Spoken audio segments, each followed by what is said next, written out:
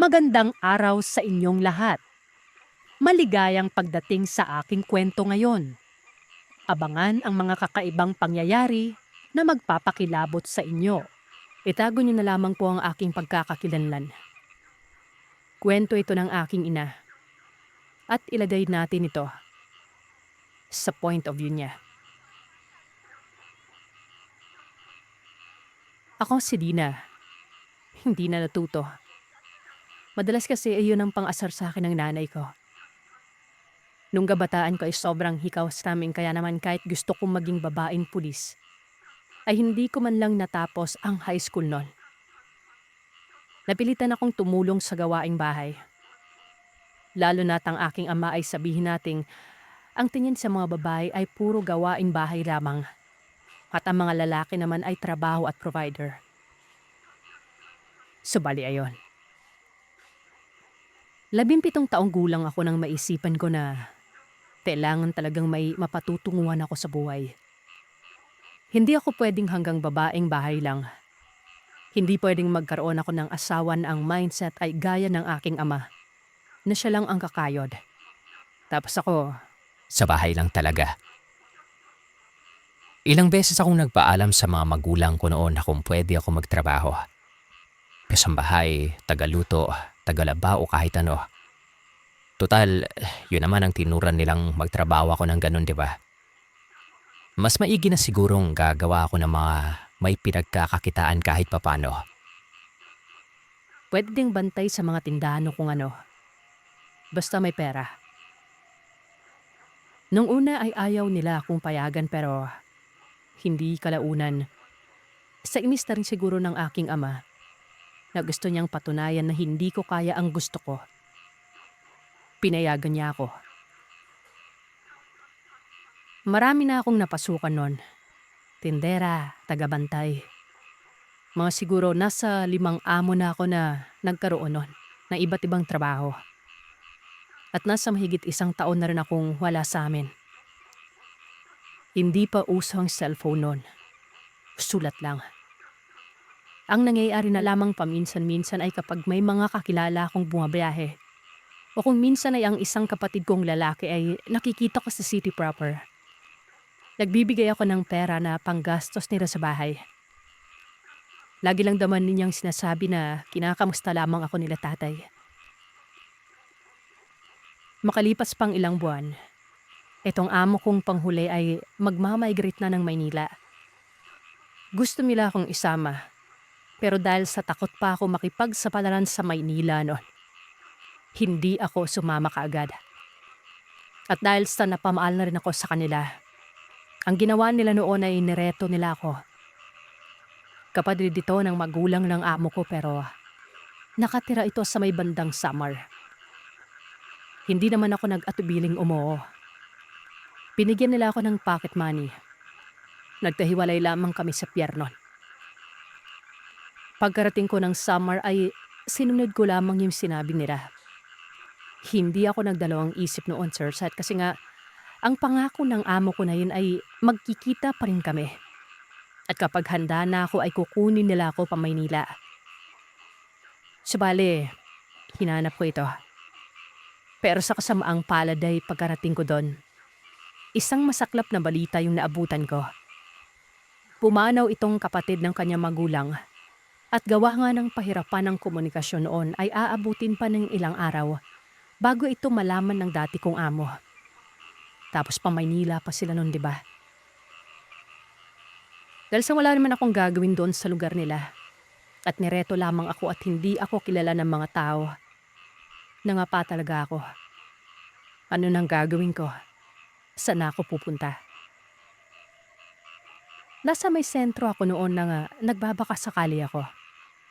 Kinapalan ko na ang mukha ko na magtanong-tanong ng mga bukas na pwedeng trabaho. Hanggang sa merong isa doong tendera na nagsabi sa akin na kung gusto ko daw, ay susubukan niyang magtanong doon sa nagdi-deliver sa kanila ng mga supply nila sa negosyo. At sakto ngang meron itong kakilala. Yun nga lang ay kailangan ko pa umanong tumawid papuntang Leyte kung gusto ko yon. Maganda naman umano doon gawa ng may kaya talaga. At kailangan nila ng mga tao para sa bahay dahil medyo abala sa negosyo ang mga ito. At isa pa, parang umalis daw yung isa sa mga kasambahay nila no. Sa madaling salita, sumama ako. Maganda ang bahay. Bagamat bungalow ay malapad, mostly sementado. May mga parte na kahoy pero pulido pa rin ang pagkakagawa. Dumating ako doon na meron na silang isa pang kasambahay, si Mary, na halos 1 linggo lamang ding nauna sa akin noon. Ang amo namin ay ang mag-asawang tawagin na lamang nating Renato at Samay. Bali walking distance lang mula sa main road ang bahay na mag-asawa na ito. At sa main road na ito ay mismong nakatayo ang kanilang negosyong kainan. Kumbaga sa pagitan ng bahay at ng kainan nun, ay merong kamalig na bagsakan nila ng kung ano-anong gamit sa pagluluto. 2 ang daan. Nahati ang bakod na yon. Hindi ka basta-basta makakapasok doon sa may kamalig kung galing ka sa bahay. Naharangan ito at may pintong nakakadena. Bali kung gusto mong mapunta doon sa kamalig ay kailangan mo pang lumabas ng bahay. Maglakad papunta sa main road. Papasok sa may kainan at pupunta sa may likuran. Unless may hawak kang susi ng kinandadong kadena. Para mabuksan ng gate doon papasok sa may kamalig na hawak-hawak noon ng amo namin. Walang anak ang mag-asawa, pero kaswala amang sila. Hindi sila yung tipong palakausap. Nung kakarating ko lang siguro, maraming tanong pero hindi na sila napaisip ng kung ano na talagang magduda sa akin noon.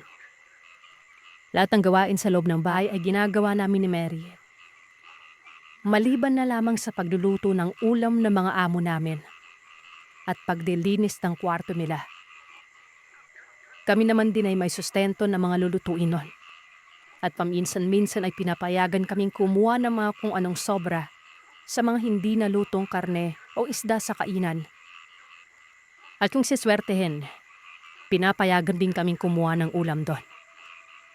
Pero syempre, nakakasawa din minsan kasi paulit-ulit lang naman madalas ang luto ng kusinera doon eh. Isang gabi, nagising ako dahil sobrang sama ng panaginip ko. Hindi na din ako makatulog nun. Akala ko nga madaling araw na nun. Yung tipong mga oras na pagising na yung mga tao. Tinignan ko ang orasan. Mag-aalas 12 pa lang. Pero ang pinagtataka ko, bakit malansa yung ihip ng hangin nun? Tapos ay merong konting ingay o komosyon sa may labas. Hindi kaya sira lang ang orasan at oras na talaga ng pagdating ng mga karneng inaangkat. Bumangon ako. Dali-dali ako dahil nakakahiya kong maabutan pa ako ng amo kong tulog pa. Pero pagbangon ko, takang-taka ako dahil sa madilim pa yung paligid nun. Pumesto ako sa bandang gilid ng bahay at sumilip doon sa bintana.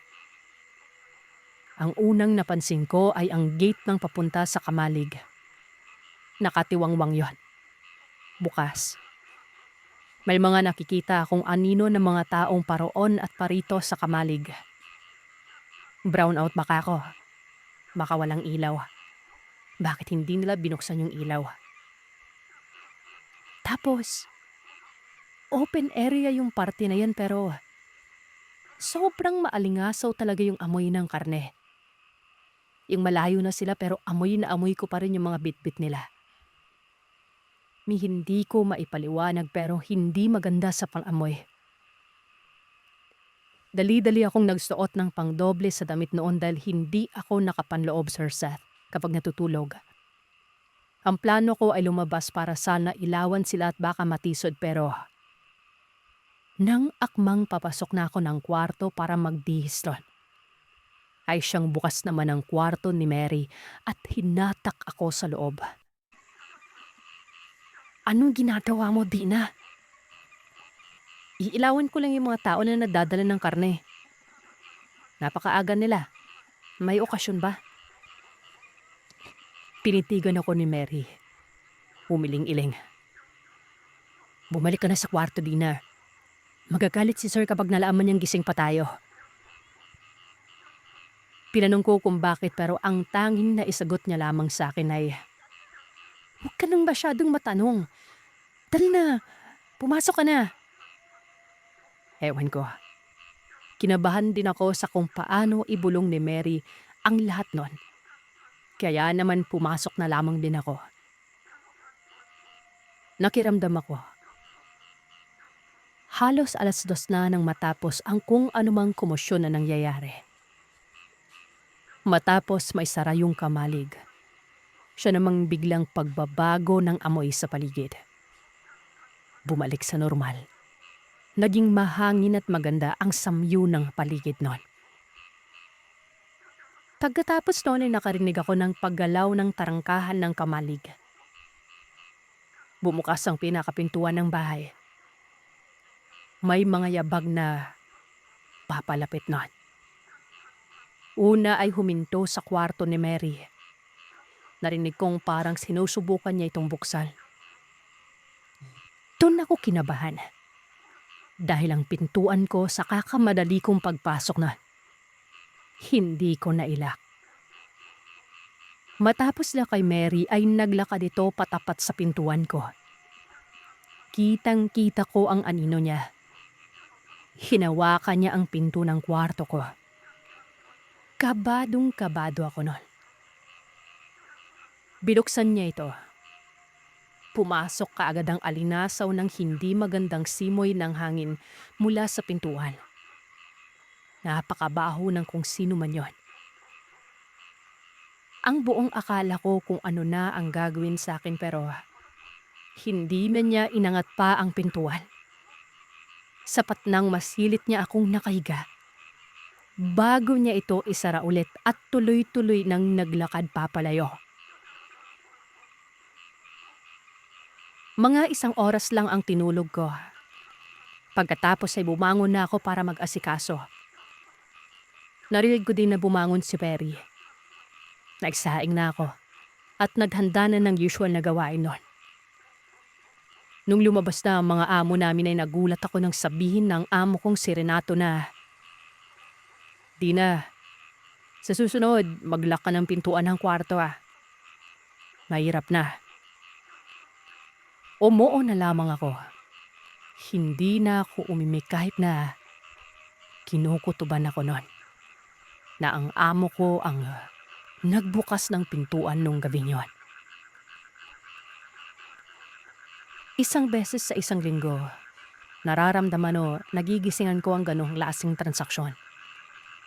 Bumabangon ako pero hindi na ako lumalabas dahil natatakot na din talaga ako. Ayaw ko rin mag-ingay. Kung ano man yon, malakas ang kutob ko na hindi ito tama. Hindi legal. Bukod pa dito ay meron na rin akong napapansin kay Mary. Hindi na ito palakibo gaya ng dati kapag naririyan ng mga amo namin. Napakatahimik. At kapag ako lang ang kausap ay tila tipid na tipid ito magsalita. Pero kapag usapang kainan naman, sinabi niya sa akin na paghihiwalayin na umano niya ang kanin namin at ang kanin ng mga amo namin. Ayaw akong bigyan ng magandang rason patungkol doon. Napansin ko na rin kay Mary na namamalengke na ito. Mapagulay man o kung anong karne at isda. Hindi na siya kumukuha sa dapat ay libreng naroroon sa mga supply ng karinderya o kainan ng amo namin. Tanong ako ng tanong sa kanya pero sinusungitan lamang niya ako. Pati dito kay Mary, kinukutuban ako. Baka mamaya may ninakaw to sa amo namin tapos ako pa mapagbintangan, di ba? Hanggang sa isang araw, naiwan ni Mary na nakatiwangwang ang pintuan niya dahil sa pagmamadali sa utos ng amo namin. Nanlaki ang mga mata ko nang makitang malimis ang aparador niya at merong bag siyang punong-puno ng laman nun. Yung alam mong nadimpake. Ano kaya yung balak niya, kako? Gusto ko siyang komprontahin at nagdududa na ako sa kilos niya pero May naisip akong ibang paraan. Ilang araw akong naghintay. Minanmanan ko siya. Bawat kilos niya. Sinisigurado kong mauuna siyang matutulog kesa sa akin. Hanggang sa isang gabi, wala ang mga amo namin noon. Mga bandang 11:00 ay naramdaman ko siyang bumukas ng pintuan nang natansya kong nasa may bandang pintuan na siya palabas ng bahay. Ay dagli-dagli ko siyang hinabol. "Hoy Mary, ano ginagawa mo?" Hindi ko alam kung nailigtas ko ba siya o hindi, Sirsa. Dahil sa loob ng ilang minutong paghahatakan natin at umiiyak siyang nagmamakaawang paalisin na siya sa bahay na yon, ay saka namin narinig ang pagparada ng sasakyan ng amo namin sa may labas. Marahil ay kung hinayaan ko siya, paniguradong maaabutan siya sa may kalsada nun. Kaya naman sabay-sabay naming nilak ang pintuan. Hinatak ko siya at binato ang bag niya sa ilalim ng higaan niya at pinapasok sa loob ng kwarto. Ako naman ay ganun din. Masangsang na amoy ang bumungad sa akin pagkapasok ng mga amo ko. Niwala silang usap-usap mag-asawa. Pumasok sila ng kanilang kwarto. Base sa narinig ko noon. Hindi masasabing amoy alak yung amoy na yun eh. Masangsang talaga sila. Naririnig ko ang paghikbi ni Mary sa may kwarto niya. At sinasabot ko ito ng tikhim para hindi siya marinig ng amo namin. Sumunod na araw, tiniempo kong wala ang mga amo namin. Kinausap ko at pinilit ko si Mary na sabihin ng dahilan kung bakit siya tatakas kayong mabait naman ang amo namin. Meron ba siyang nagawang kasalanan o may hindi ba siya nagawang maganda para bigla-bigla na lamang siyang aalis ng walang paalam? Naalala mo yung isang gabi na nagising ka, Dina? Tapos maraming tao sa kamalig. Tapos pinapasok kita ng pilit sa kwarto mo. Tumango ako.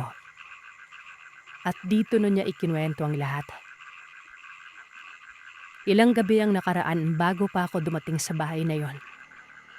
Hindi naman daw nag-iisa si Mary. Sa kwarto ko ay merong dating kasambahay din siyang kasama na nagngangalang Erlinda. Medyo sabaw-sabaw nga din umano si Erlinda noon at parang palaging lutang. Pamilyar. Tapos 3 araw bago ako dumating ay bigla na lamang itong nawala. Ang sabi umano ng amo namin ay nagtanan daw ito kasama ng nobyo niya pero ang ipinagtataka ni Mary ay bakit naroroon ang gamit nito. Naiwan. May walang bakas na may plano itong tumakas. Hanggang sa yun nga, dumating na ako. Hindi na ito ikinuwento ni Mary sa akin sa kadahilan ng pinagsabihan siya ng kanyang amo na wag na wag babanggitin ito. Dahil baka umano matakot ako nun. Hanggang sa isang madaling araw, Huwebes, nagising si Mary dahil nakalimutan niyang ikandado ang gate palabas ng kalsada. Meron namang mga susi ang amo namin. Baka mapagalitan lamang kami kapag hindi nakalak yun. Sarado na lahat. Walang ano-ano habang naroroon siya. Ay meron siyang narinig na kalampag mula sa may kamalig. Pasigaw niyang narinig ang boses na tila nag-iingay nun. Pero nag-iingat na marinig ng kung sino lang. Tinatawag ng boses na ito si Mary. Umikot si Mary doon sa may saradong kainan. Pagkatapos ay sinilip kung sino ang nasa loob ng bodega. Laking gulat niya nang makita si Erlinda. Nagmamakaawa ito na ilabas siya. Ikinulong umano siya doon sa lugar na yon. Dali-dali namang binuksan ni Mary ang kandado ng kamalig at sa unang pagkakataon ay sumingaw ang napakalansang loob o kung anumang meron sa lugar na yon. At doon niya nakitang sa loob ng kamalig ay nagmistula itong parang isang maliit na katayan na mga karne. Parang maliit na palengke. Hindi niya alam kung papaniwalaan niya si Erlinda nang sabihin nito na hindi tao ang mga amo namin. Na kapag hindi siya nakatakas bago ang linggo ng gabi, kakainin siya.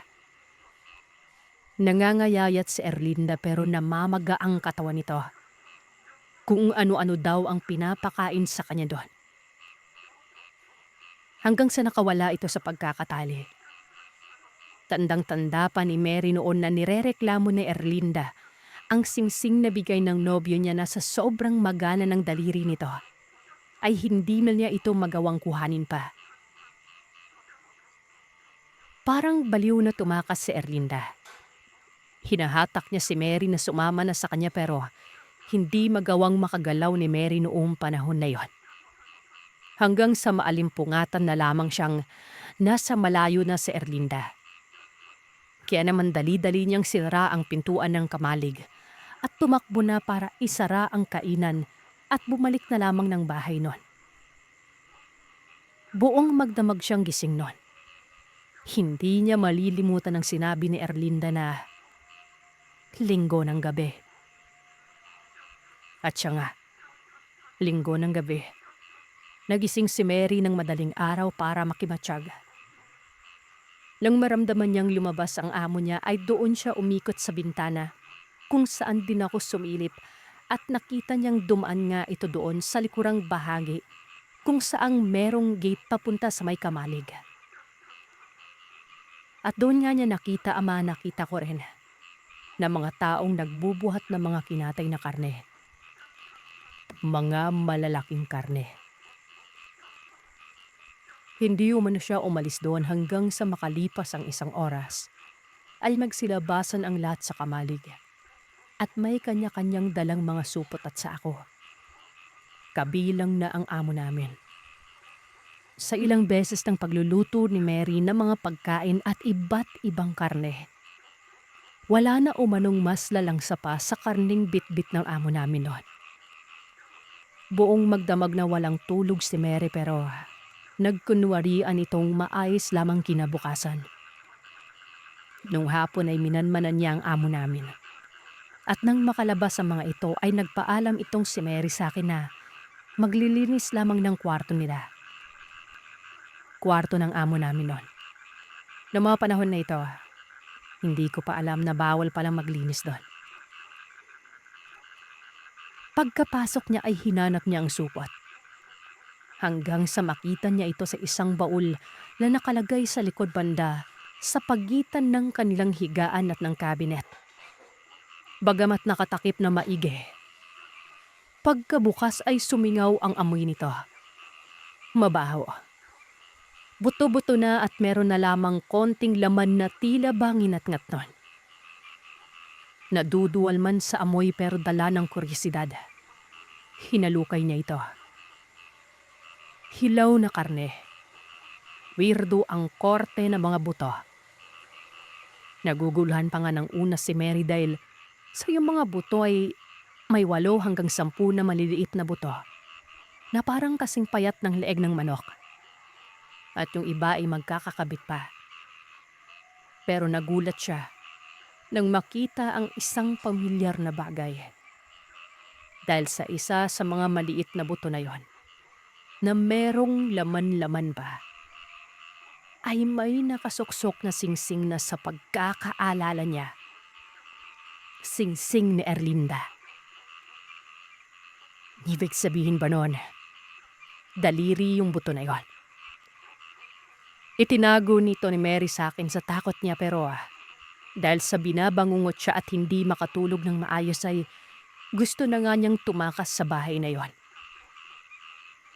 Maski ako ay natakot rin pero syempre gusto ko muna ng pruweba. Humanap kami ng pagkakatawan. Pansin ni Mary na sa tuwing Biyernes ay wala ang amo namin. Sarado ang kainan. Yun ang pagkakataon para masilip namin ang loob nun. At totoo nga, sa muling pagbukas ni Mary ng susian ng kamalig na ito, ay tumambad sa amin ng mga lamesang may mga bakas ng dugo at kung ano-anong mga punit na tela. Isa sa nakita namin noon na nagpadesisyon sa amin na tama na kailangan na naming umalis sa kamalid na yon o sa buong bahay na yon ay ang isang gutay-gutay na damit. Dugo ang damit na siguradong sigurado si Mary na yon ang huling tasuotan.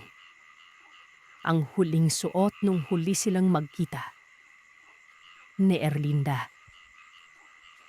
Ipinagpapasalamat ko noon na hindi nakaramdam ang amo namin na meron kaming alam. Ewan ko ba, kung nagkataon lamang talaga na kailangan kainin si Erlinda dahil sa may alam ito, o talagang naghihintay lamang sila ng pagkakataon para kainin din kami ni Mary. Pero kahit saan pa man doon, hindi na kami naghintay pa ng ilang araw. Humaga ng Sabado, tumakas na kami. Sa sulok kami dumaan para magtago sa mga bantay ng kainan ng mga amo namin noon. Bumalik si Mary sa may Samar at ako naman din ay naglayag pabalik sa amin. Humuwi ako noon na bagamat pigo sa pangarap ko, ay tinanggap pa rin ako ng aking pamilya. Napakaraming kwento patungkol sa kababalagan. Karamihan din sa mga ito, naglalaro sa isip natin ang sangkatutak na katanungan. Isan dito yung, totoo ba ito? Di ba nga mga kagiliw, yun ang unang papasok sa isip natin. Sa mga may karanasan naman at may karunungan, ang papasok sa isip ay, bakit ganon? Mapagpalang araw mga kagiliw, lalo na sa iyo Sir Seth. Naway paunakan niyo sanang ibabahagi kong kwento na nangyari noong dekada 80 na kung saan ito ang unang yugto ng kwento ng buhay ko na maliban sa puno ng kababalagan, may katatakutan din at kapupulutan niyo ng aral. Ako po si Amel. May edad na sa panahon ngayon. Pero noong kabataan ko pa, ang dami kong karanasan. Nung matuto ako ng karunungan ay namayagpag talaga ako noon. Sa natatandaan ko ay nasa edad 16 na taong gulang ako at nasa sekundarya pa lang. Namuhay kami ng payapa kasama ng pamilya ko sa lugar ng Rojas sa isla ng Panay. Bugtong na anak lamang ako kasi nga ang nanay ko tinanggalan ng matres dulot ng may tumubong bukol doon. Etong tatay ko na si Gabul, napakabiyasa nito. Lahat ng mga bagay na may kinalaman sa karunungan, alam na alam. Maliban pa diyan, isang albularyo ang tatay Gabul. Ito ang nagdulot ng impluwensya sa akin kung bakit pinili ko na din napasukin noon ang karunungan. Hindi naman ako hinadlangan. At sa panig naman ng nanay Mirna ko, ayos lamang sa kanya basta hindi lamang daw papabayaan ang pag-aaral ko noon. Alam mo Sir Seth, ngayon sa kasalukuyan, minsan ay napapaisip ako, bakit ang daming pinagdadaanan na mga gustong magkaroon ng karunungan? Kaya siya nangungumpisal sa mahal na araw bago pa magdebosyon, may mga oras na nakatalaga para magkarga ng dasal at marami pang iba. Pero yung mga ganitong gawain ay mabisa naman talaga. Literal kasi na pagbubukas ito sa sarili para tanggapin ang basbas. Pero ako noon, hindi ako dumaan sa ganyan. Diretso lang. Walang kaanik-anik. Basta, may sapat na paggabay sa akin ng tatay Gabul noon. At malalaman niyo ito sa kabuuan ng kwento. Nagsimula ako noong magtanong sa tatay kung ano ang pamamaraan niya sa panggagamot. Sinabi naman niya sa akin ang lahat at kung iisipin ay napakasimple lamang nito. Pero nung subukan kong gawin ay parang binagsakan ako ng malaking kampana. Bumigkas ako ng mga buhay na salita na hindi ko alam na may epekto pala ito sa katawan ko. Nakahanda pa noon ang lana. para mahilot ko sana noon sa isang pasyente na ipinagkatiwala sa akin ni tatay pero hindi ko na ituloy yon. Dahil nga hindi ko talaga kinaya. Ay naman kay tatay, indahin ko umano. Isipin kong wala lang. Huwag isiping masakit kasi nga mas malala ito. Sa susunod na araw ay isasama niya umano ako. Patitibayin niya umano ang katawan ko at pababasbasan nun. Wala akong alam kung saan niya ako dadalhin pero tumango ako noon at sinabing sasama ako. Ang pagkakaroon ng totoong karunungan, may epekto talaga sa katawan. Huwag kayong magpapaniwala sa mga albularyo dyan na kung ano-ano na lamang ang ginagawa. Karamihan sa mga nagsasabi ng walang epekto. Peke. Baka ang simpleng lagnat nyo, kulam na base sa albularyo.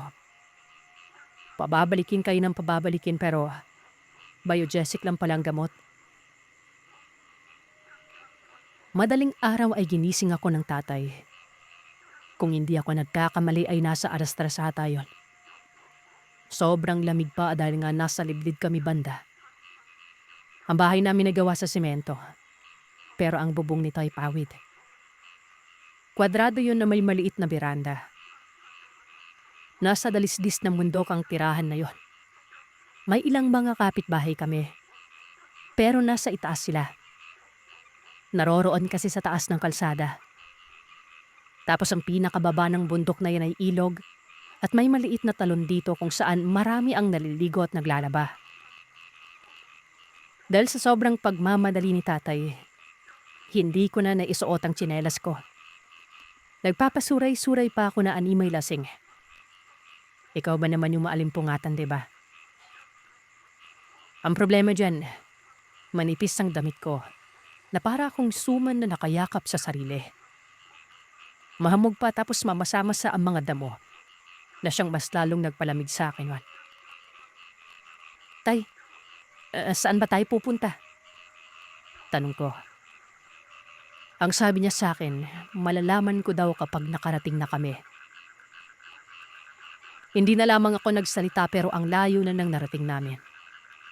Hindi ko pa naaabot ang lugar na ito ni minsan, maliban na lamang sa mga sandaling yon. Hanggang sa sinabi ng tatay na nasa unahan na ang pakay namin. Nakikita ko may bahay. Maliit at nakapatong yun sa isang espasyo sa gilid lamang din ng bundok. Ang tabi ng bahay na ito, mga ilang distansya, ay isang talon. Mataas na talon na hindi kagaya ng nasa baba ng lugar namin. Ang sabi noon ng tatay, nang makarating kami, basain ko daw ang sarili ko sa agos ng talon ng 1 oras. May sasadyain lang umano siya at babalikan niya ako noon. Kinikilig ako sa lamig habang minamasdan ng tubig.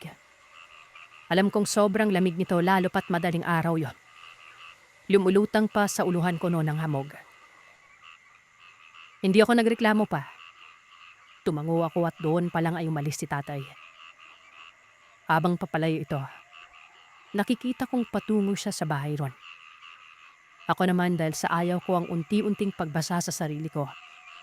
Kasi nga mangingilabot lamang ako sa lamig, ay dumiretso ako ng lusong. Una, wala pa. Karaniwang pakiramdam lamang sa katawan. Pero pag-ahon ko nun, pati ata yung yung Juan, nabahag dahil nanonood talagang lamig sa katawan ko. Nagbabad ako ng 1 oras. Habang tumatagal ay parabang hindi ko na nararamdaman ang sarili ko nun. Animoy hindi na gumagana ang kaugatan ko. Na siyang daluyan ng utos mula sa utak para kahit papano'y makaramdam man lamang ako ng panglalamig. Pero wala na. Nagmistulang manhid ako nun. Hanggang sa nakikita ko ng liwanag. Doon ko palang narinig ang pagtawag ng tatay ko na umahon na raw ako nun. Nasilayan ko ang isang ubod na tandang lalaki na parabang mahigit 100 taon ng edad. May pagkakuba. Mahaba ang balbas at bigote. Pero panot yun. Ang sabi nito, ako na daw ba ang anak ni Tatay Gabul nun? Nakangisi yun habang umiiling. Dagdag pa nito ay nais ko ba daw tahakin ang landas ng tatay. Habang ang tatay ko naman ay tumango at sinabing, ako man nun nagpasya nun. Pababasbasan niya umano ako sana sa matandang nagngangalang Manong Ben. Para matanggap umano ng buo ang karunungan na walang iniinda sa katawan. Ay naman kay Manong Ben, kung sigurado daw ba si tatay, hindi biro umano ang taglay na kaalaman ni tatay nun.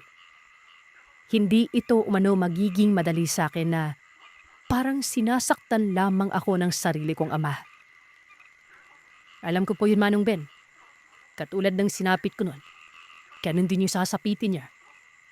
Pero kapag nasanay na, tingin ko balingwala na lang sa kanya Malay nyo, iba yung kalalabasan. Mas maging malakas pa kaysa sa akin. Gaya ng sinabi ko ay Manong Ben ang pangalan ng matandang yon.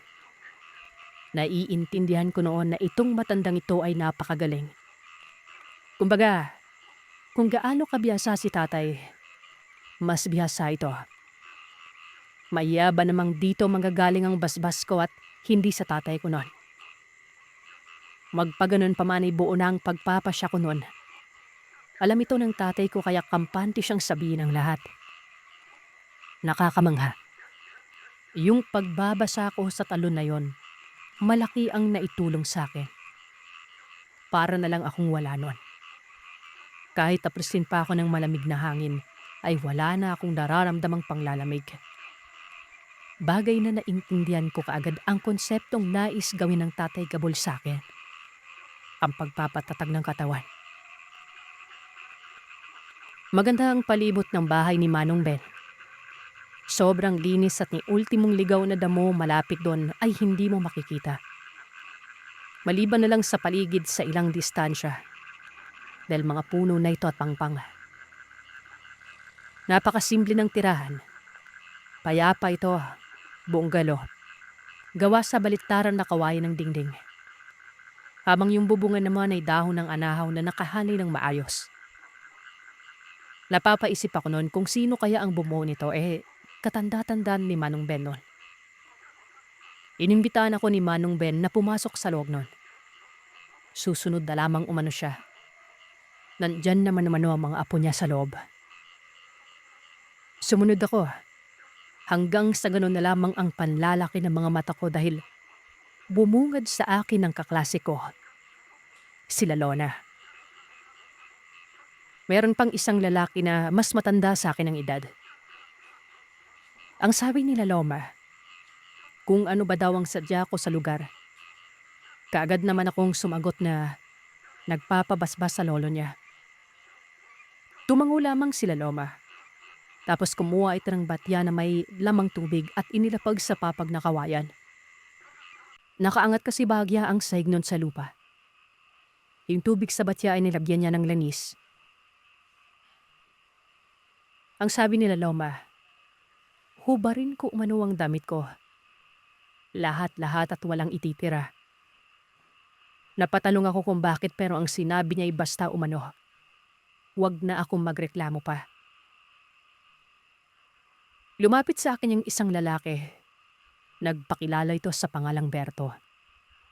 Kapatid siya nila Loma at ang sabi ay may gagawin lamang sila Loma sa akin kaya hubarin ko na umano yon. Medyo nakakatawa ang tagpong yon. Kaklase ko sila Loma at kapag naghubad ako, makikita niyang lahat sa akin. Galit na galit ng sinabing hubarin ko umano. Seryoso siya. Hindi umano ako mababasbasan ng tama kung hindi ako huhubad ng damit. Hindi na lamang ako nagsalita nun. Hinubad ko ang damit ko sabay takip sa ano ko nun. Pinaupo ako ni Loma sa papag. Nagbasa siya ng tela doon sa tubig at pinahid niya ito sa katawan ko. Napapamura na lamang ako nun kasi nga walang ingat sa paggala ang kamay nila Loma. Hindi man lamang ito naaasiwa. Pinitik pa nito ang siko ko dahil may natatabunan na dapat niyang pahiran. Doon ay sinabi ko na sa kanya na ako na lamang ang papahid. Para kasing hahalayin ako nun. Ako na lamang ang nagpunas nun. Maging yung bandang puwet ko ako na rin. Laloma, baka ipagsabi mo to ah. Tumahimik ka diyan. Hindi lang ikaw ang ginawan ko ng ganito. May kapwa ko din babae. Matapos magpakit nun ay naglatag ng banig si Laloma. Tapos ito namang si Berto ay lumabas ng bahay at sinara ang pintuan. Ang dumi tuloy ng nilalaman ng isip ko noon. Inutusan ako ni Laloma na tumaob. Tapos idipa ko umano ang kamay ko. Dagdag pa niya. Matapos ko daw mabasbasan ng nakatalikod. Tumayhaya daw ako noon habang nakadipa pa rin ang kamay. Ibang klase ang basbas na tong Sir Seth.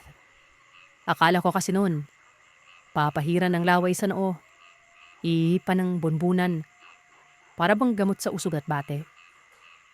Kasi nga nabanggit na sa akin ni tatay kung paano isinasagawa o manong basbas. Pero hindi niya nabanggit sa akin na magugubad pala. Maya ka ba namang kaklase ko pang nag-asikaso? Para na rin sinabing nawalan ako ng sariling dignidad nun. Nakataob ako noon na parang bubuyog. Kung kahihiyan lamang siguro ang pag-uusapan, yun ang pinaka-nakakahiyang pangyayari sa tanang buhay ko. Nang mga sandaling yon, napapaisip na ako kung bakit ko pa pinasok ang ganito. Hanggang sa makaramdam ako noon ng tila ba may pinapahid sa bandang likuran ko. Likidong malamig. Sa batok yon. Sa bawat bisig ko at sa bandang balakang, na para bang pakros yun. Nakakarinig ako ng pagmumuni-muni. Boses ni Manong Benito. Doon ko napagtanto na siya ang nagpapahid sa akin. Matagal ang pagmumuni-muni yon. Pansin kong may ipinatong sa bandang abaga o likod ng barikat ko. Mainit-init naman ito. Nakakaamoy ako ng samyo ng kamangyan at insenso. Tapos medyo bumigat ang pakiramdam ko. Yun bang parang tinatrangkaso ako nun. Ilang saglit pa. Pinatihaya na ako pero bago ko ginawa yon, sinipat ko muna kung sino ang nasa paligid. Baka kasi naroroon sila Loma. Tumaya ka na. May batayang oras no. Baka hindi magtugma. Wala na akong nagawa nun. Tumiyaya na lamang ako at ipinikit ko ang mga mata ko. Aminado ako noon na nakikita nila yung ano ko. Narinig ko pang biglang humagikik ng tawa itong si tatay sa labas nun. Nailalarawan ko sa isip ko noon ang kabuang itsura ko na para bang inaalay ako. Ganon din ang ginawa sa akin. May pinahid ng malamig na likido tapos may pinatong. Pero sa pagkakataong yon, binuka ko ang mga mata ko para malaman kung ano ang pinatong. Bunot na nag-uusok yon. Pero nang manghagip ng mga mata ko sa Laloma na nakatingin din pala sa akin ay uli ko na lamang ipinikit yung mga mata ko. Ang lakas ng pagkabog ng dibdib ko. Parang nadidepress ako nun. Hanggang sa sinabi na ni Manong Ben na magbihis na umano ako. Dali-dali akong bumangon kasabay ng pagtabon sa ano ko nun. Sinipat ko sila Loma. Nasa gilid ko na pala ito. Malapitan yon. Nakatitig sa akin. Galanti naman yung titig dito na maayos na hindi yung tipong matatawa. Hindi katulad ng tatay ko na sa mga sandaling yun ay nakikita ko siya sa labas at umiiling ito habang nakangiti. Nabanas ako nun. Matapos ko lang makapagbihis ay lumabas ako ng bahay at sinabi ko kay tatay na bakit hindi niya ipinaalam sa akin na ganun pala ang basbas. Bakit ang narinig ko nun ay ang pangtanggal usog lamang. Ay naman kay Tatay Gabul, hindi niya umano sinabi gawa ng alam niyang tatanggi ako. Ganon din umano ang nangyari sa kanya noon. At yung nagpahid umano sa katawan niya ay ang mag-aaral ni Manong Ben noon. Nananay ko na ngayon. Kung gaano umano ako nahiya ay ganon din si tatay noon. Mabuti umano at wala akong naramdamang sakit dahil hindi katulad niya na parang iniihaw. Sobrang init umano ng katawan niya. Sabi ko na nga ba, ibang kalalabasan. Bagay naman sa sabing magiging malakas ka pa sa akin dahil wala kang naramdamang sakit eh. Tama lang na pinaligo kita sa talon. Tapos ng basbas mo. Kulang na lang ng pagsasanay at pampapakilala. Hindi ko inaasahan yon. Kaya pala hindi humahadlang ang nanay ay dahil may karunungan din pala ito. At dating naging mag-aaral ni Manong Ben. Namangha ako syempre. Malapit kami sa isa't isa ni nanay pero wala siyang nabanggit sa akin patungkol dito. Kung hindi sinabi ni tatay ay hindi ko malalaman ang katotohanan kung bakit sila nagkakilala. Ayon pa kay tatay, babalikan niya umano ako doon 2 araw mula noon. Hindi na ako nagsalita noon. Umalis si tatay pagsapit ng hapon, habang ako naman ay kinausap ni Manong Ben. Ang sabi nito, sasamahan daw ako nila Loma. Bukas daw ito ng madaling araw. Pinanong ko kung saan ako dadalin. Ayon kay Manong Ben, pagpapakilala umano noon sa mga tumutulong sa kanya. Dahil ang basbas ko ay galing sa kalikasan at may mga gumagabay dito. Yun na umano ang ipapakilala sa akin nun. Huwag lamang umano ako matakot. Kinabukasan ng madaling araw, ginising ako ni Berto. Oras na umano, inaantay daw ako ni Loma sa labas. Walang ano-anong bumangon naman ako nun. Pagkalabas ko ay naroroon niya sila Loma. Kalmado lang na parang maraming beses niya na itong ginawa. Sumunod gamang ako sa kanya nun. Siyempre, wala akong suot na tsinelas. Dito kasi lagi kong naaalala ang tsinelas ko sa mga sandaling tatapak na ako sa lupa. Naiwan ko ito dahil sa pagmamadali ni tatay nun. Habang naglalakad, nagtatanong ako kay Loma kung sino ang ipapakilala sa akin. Nabanggit kasi ni Manong Ben na may gumagabay sa pagbasbas nun. Tinanong ako ni Loma kung naniniwala ako sa lamang lupa. Yun umano ang makikilala at makikita ko. Malapit lamang umano yun. Sa unahan lang. Mabilis akong kinilabutan nang marinig ko ang mga litanya ni Loma. Lamang lupa pala. Akala ko ay tao lang na may malalim na karunungan. Malapit lamang umano kaya kinakabahan na ako noon pero hindi ko inakalang sobrang layo pala nito. Sumikat na lang ang araw pero hindi pa kami nakakarating. Bukid na literal na ito at wala nang bakas na daanan ng tao. Sumusuot na lamang kami noon sa kung saan-saan. Hanggang sa makarating kami sa isang batis. May sandayong yon. Ang sandayong ay kawayan kung saan ito ang dinadaluyan ng tubig na tumatagas din sa batis na yon. Mahabang kawayan ito at parang nakatarak ito sa malaking puno ng nara. Sa ugat banda. At siguro ay may bukal doon. Ayon kay Loma, ang nagkabit daw ng kawayan ay ang kapatid niyang si Berto. Nagdag pa nito, meron daw akong makikita noon. Tao ang makikita ko pero kung nanaisin ko umano na hindi tao, ipapakita nito ang totoong itsura niya. Tao ba yung gusto mo? O yung itsura talaga nito? Tanong nila Loma. Abay syempre Sir Sep, pinili ko kagad ang tao. Sino naman ang pipili doon sa hindi tao, di ba? Nalam ko namang nakakatakot talagang itsura nun. Bukang bibig kasi ng tatay ko kung anong itsura ng lamang lupa. Maraming klase at ang karamihan dito. Hindi maganda ang gawain. Pagkasabi ko lang tao, tumango sila Loma at naupo ito sa isang banda. Ako naman noon ay sobrang nagtaka. Nagtalong ako kung nasaan na ang ipapakilala niya sa akin pero hindi nagsalita sila Loma noon. Kinukulit ko siya pero wala talaga. Sabi ko pa, ano bang ginagawa namin doon? pero wala pa ring tugon. Hanggang sa may nakita akong bata. May dala itong 2 galon na nakasabit sa sinangayan. Ang sinangayan, ito yung kawayan na may kalawit sa bawat dulo. Dito sinasabit ang mga bubuhatin. Kalmado lamang yon tapos nag-iigib ng tubig sa sandayong na yon. Karaniwan lang ang pagkakakilatas ko sa kanya pero biglang pumasok sa isip ko kung bakit may bata doon.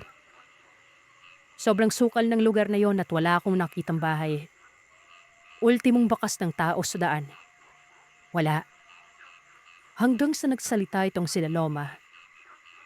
Ipinakilala niya ako sa batang ito na nagngangalang Sorel. Maaga kaming dumating para ipakilala siya sa'yo. Doon ko pa napagtanto na ang batang yun ay hindi tao. Ang pangalan nito ay Sorel. Tumigil ang batang yun sa ginagawa. Nakangiti pang lumapit sa akin. Nakatitig lang pero hindi nagsasalita yun. Yung mga mata niya, hindi man lang pumipiyok. Nakadilat lamang ito na para bang nakakita ng nakakamangha. Maya-maya pa ay may dumating na isa namang ubod ng tandang babae. Purong uban na ang buhok nun. Bumababa yun patungong sandayong. Hindi ko alam kung saan ito galing. Ang tanging alam ko lang sa mga puntong yun. Isa ito sa mga nilalawa. Tinawag ito nila Loma sa palalang manang kita. Nakapipig sa akin pero hindi nakanitinuan. Nakasimamot. Napakasama lang itsura. Para bang galit na galit. Kinalabit ko si Loma at sinabi ko nga, hindi kayo aswang yan? Aba, Sir Seth, hindi sinagot nila Loma. Kung ano-mano ang sinabi ko, tama umano. Huwag umanong titigan gawa ng never galit umano aswang kapag pinipipigan. Hindi ako nakapagsalita. Hindi rin lamang lupa ang balak ay pakilala sa akin kung hindi pati aswang din. Lumapit ito ng lumapit. Pinamoy-amoy niya ako. Ganoon na lang ang pagpipigil ko noon sa paghina kasi na napakabaho ng matandang yon. Para bang natatakam yan. Kapansin-pansin na lang gidigil ito sa akin. Matadan ko nang nakikita ang binatan ito. Anak ata rin ni Gabul. Wika ni Manang Kika noon. Sabi naman nila Loma ay pama o man na itong aswang na ito. Sinabi niya ring may basbas na ako. Kailangan ko nang umanong malaman ng mga bagay na hindi alam ng iba para na rin hindi na maging bago sa akin ang lahat. Mabait naman si Gaboy. Walang problema. Ramdam ko ang pagtatakot mo do, Amil. Huwag ka mag-alala. Wala mangyayari sa iyo. Kaibigan ako at lahat ng mga nakapira dito. Mga kaibigan mo. Kapag may kailangan kang halaman sa mga aswang magpunta ka lamang sa bahay ko. Nasa ibabaw na. Hindi na ako magtapadala, Loma. Alam mo naman sa ganitong oras ay nagpapahina ako. Pagkatapos magsalita ng mapanda, umadiskabla dito. Pero kung gaano kabagal ang paglapit nito sa akin noon, ganun naman kabilis ang paglalakad nito pag-alis. Na animay parang hindi nakasayad ang mga paa sa lupa. Loma, wala ka namang sinabing may aswang Sabi mo lamang lupa na. Ay naman kay Loma, lahat naman umano ng nabubuhay sa lupa ay lamang lupa. Maging ang kao, lamang lupa din.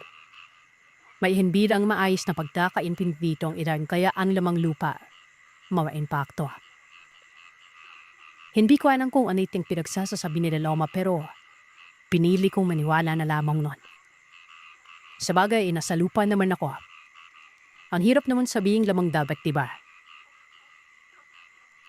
Paglimon ko nun sa bata, wala na yun sa bandang dulo ng sandayo. Nagtanong ako kay Loma kung saan na yun nagpunta. Ang sabi naman nito, nasa tabi ko lamang umano. Mabilis kumilibot ang paningin ko sa kinakatayuan ko noon pero wala namang bata. Kaya sinabi ko sa kanya na huwag niya na akong pinatakot. Hindi ka laliniwala, Amir. Ipikit mo yung mga mata mo at pakiramdaman mo siya. Maririnig mong boses niya.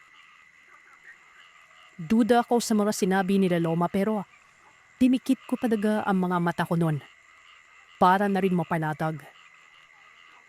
Ilang salip lang, nakarinig ako ng boses. Hagaw-awa lamang ito. Imbang tinig na nagmumula sa malayo. Pero malinaw at naiintindihan ko ang mga sinasabi nun. Alaga ko na umano siya. Hindi na siya aalis sa tabi ko. Habang buhay na daw siyang susunod sa akin nun. Dinilat ko mga mata nun. At sinabi ko kay Loma kung anong nangyari. Mabuti ka pa may alaga. Yung iba dito hindi nagustuhan eh. Ikaw na ata yung tatay mo. Meron nun. Positibo kasing enerhiya mo na katulad din sa tatay mo. Bata talaga siya pero isa siyang engkanto. Mabait yan. Kung gusto mo siya makita, sabihan mo na. Pero kung matatakotin ka, huwag na. Dahil hindi mo talaga magugustuhan yung itsura niya. Tama pa lang sinabi ni Tatay Gabulya. May ilang mga tao na sinusundan ng mga elemento. At ang elementong ito, gustong-gusto ang taong yan. Na siya namang magiging gabaya pagkapag-abiso kapag may palanib. Para bang tangitain na. Yan na ay sa mga nilalang na likas na mabuti. Dahil ibang usapan na kapag likha ng dilim. Wala na akong magawa nun. Pumasok na sa katawan ko ang batang ito bilang gabay. Talagtasama ko na siya palagi. Depende kung mapapanapili ko ang sinasabing kabupian ng loob ko nun. Akala ko noon ay yun lamang ang magpapakita pero ilang sadli pa ay may 4 na tao ang dumating. Naaakalain mo mga mandirigma dahil sa kisig ng parangatawan. Nakasuot ang mga ito ng aswal na kasuotan. Nakalimitan ay makikita natin sa isang magsasaka. May nakasombrerong gibanid pang anon. Basta sa pagkakapansya ko ay mas matangkad pa sila sa tatay ko. Malapad at ang lulusog nila. Handang salapik lang naman ito. Matapos akong ipapilala nila Loma. Umalis din kaagad ang mga yon. Doon na nagpa siya ang babae na umuwi na raw kami. Kung nila numanaw sa mga ipapakilala niya, ay kusa na lamang lalapit sa akin nun. Marami kasi dapat ang dadating doon pero iilan lamang ang nagpakita. Pero lahat naman daw ng mga yan, makikita ko talaga. Tagaya ng naradasan ng iba. Minsan ay dumadalaw ang mga ito. Sabi ko naman ay sana, huwag akong gulatin sa pangit na mukha. Ang tao na nagpakita sa akin sa una ay sana yan din ang dabalaw sa akin. Ayon naman kay Loma. Depende daw yun sa kanila kung susunod ba o hindi. Dire-diretso na yun. Hindi na ako sumaglit pa nang makarating kami sa bahay ni Manong Ben. Hanggang sa paalam lamang ako noon dahil ang sabi niya, tapos na ako ng basbas. Ang tatay ko inaasahan na patadala ko sa lugar kasi nga baka hindi magpakita mga nilalang. Pero nagpakita kaagad mo ito sa unang araw pa namang. Bumumad ka agad ang masaya mukha ng tatay. Nang makarapin ako sa amin noon. Sinanay ka sa lukuyang naglalabi ng parol. Yun ang araw na lamang kasi Pasko na. Kaya nga ako nagkaroon ng panahon sa pag-aaral ng karunungan dahil bakasyon. Nagkataon din sa puntong yun na may inaasikasong pasyente ng tatay. Tapos sabi niya sa akin ay ako manong humarap. Masusubok ko daw ang kakayanan ko sa dalawang estado ng pasyente na may malalang sakit dahil sa kulam. Ako naman kay tatay, hindi ako marunong sa padamot sa ulam nun. Doanal, ang una niyang itinuro sa akin ay yung mga karaniwang sakit lamang kagaya ng bati. Hindi mo pa nasubukan pero nakita mo naman ako ano mga ginagawa ko, di ba? Yun naman gagawin mo. Tingin ko alam mo din yung sinasabi kong katagay. Mabigatan ito, anak, ha? Pero kayang-kayang indahin ng katawan mo yan. Lalo't na ibas-bast may kargada agad ang kaluluwa mo. Nakita ko ang pasyente ng tatay na nasa beranda namin. Batang lalaki ito. May kasamang babae, tawari ko pa. Yun ang nanay. Kung titingnan ay parang wala namang sakit pero lang lapipan ko ito at pusuan. Bigla na lamang sumimangot ang muanuan. Binitawan ko kaagad. Karaniwan na ang paunang suri na tinatawag na pagpulso. Sa mga marurunong sa damutan, ito ang kanilang pamamaraan. Hahawakan sa pulso ng isang pasyente habang ang isang kamay naman ng albularyo nakadampi sa ibabaw ng braso. Iinatin lamang ang kamay at pakikiramdaman ng tibok ng pulso nun. Marunong akong kumilatis ng sakit sa pamamaraan yun. Sinabi kasi sa akin ng tatay ang mga batayan. At kapag hindi nakuha sa pulso, sa may likod naman. Sa ibaba ito ng pako-pako o yung tinatawag na shoulder blade. Ididiin lamang gawa ng dalawang daliri habang nakahawak naman sa baka pang isang kamay. Ay kapag hindi pa natukoy ko ano ang sanhi ng pagkakasakit ng tao. Sa mga matalay ito titignan. Madali lang anamin ang sakit dito. Basta, kami lamang ang nakakaalam nun. Mapasakit na normal hanggang sa kinabibilawan na ng kababalagan, malalaman dito. At doon ko nakita na kinukulang na.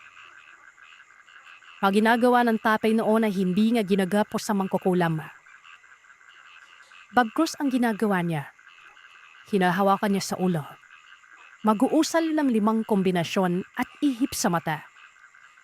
Ilang sablit na may parang pinuputak din ang pasyente nun. Nang ibig sabihin ay gumaling na ito. Yun ang isinagawa kong proseso. Matapos nun, nangyari nga yung parang pinuputakte dahil tahamot ito ng tamot sa katawan. Si tatay ay pinapik ako sa balikat at sabi niya, dapat bibisita umano ang mangkukulam. Ako umano ang kakausap nun. Prangkaan naman ang sasabihin ko at hindi ako dapat maawa. Tama ay nang narinig. Bibisita ang mangkukulam at itubingnim sa larin. Alam niyo kung bakit? Lumipat sa kanya ang kulam. At hindi niya mapapadaling ito kahit galing pa sa kanya ang sumpa. Hawak ko ng sumpa nun. Ako na ang lumalabas na kumukulam sa kanya. Kapag medyo ma-pride ang mangkukulam, ikakamatay nito, lalo na kapag hindi dumalaw sa bahay at nagmatigas yun. Ilang araw ang lumipas. May dumanaw na isang lalaki. Bidata pa ito. Ang edad sa pagkakatansya ko ay nasa mahigit 20. Yun ang salarin. Taadad niyang inamin na may kasalanan siya noon. At dapat siyang makapag-areblo. Pagkalayo ng pinangkalinan nito, taga Guimaras pa. Ang sabi ay ako ba daw ang manggagamot sa lugar. Gawa nang ako talaga ang bumungad kagad dito. Yung mga magulang ko noon ay may ginanawang salo-salo. Doon ito sa kaanak namin nakakauwi lamang galing Japan. Hindi ako rin tangid na mandagamot dito. Ako yung anak niya. Pero ako yung nagpabalik na ng sumpa na ipinukur mo sa bata. May karamdaman ka na? Ano bang kasalanan ng bata niya at bakit mo kinukulam? Ayon sa lalaki, napag-utusan lamang umana siya. At ang nag-utos sa kanya ay ang kabit umano ng asawa noong ina ng batang yon. Itago natin ang mangkukulam mate sa pangalan June. Hindi ka na ito ang pangalan dahil nga walang panintulot itong kitwento ko. Kumbaga hindi ako nakapagpaalam kung ayos lang ba na sambitin ng totoo niyang pangalan. Ganun ba? Yung pagpunta mo dito, para panbaling ko ba yung sarili mong kulam? Oo, kaibigan. Malakas na pantok din ito.